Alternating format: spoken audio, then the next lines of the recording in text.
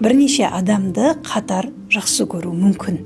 Бұл негізінде адамның ішкі қажеттілігінен туындайтын сезім. Мысалға, бір адам саған қауіпсіздік беруі мүмкін. Ол адамның қасында сен өзіңді қорғалғандай сезінесің. Екінші бір адам саған ішкі тыныштық беруі мүмкін. Ол кезде сен өзіңнің тірі екеніңді, сезімге лайық екеніңді түсінесің да. Ал үшінші бір адам саған қолдау көрсету мүмкін, яғни мотивация береді, шабытыңды ашады.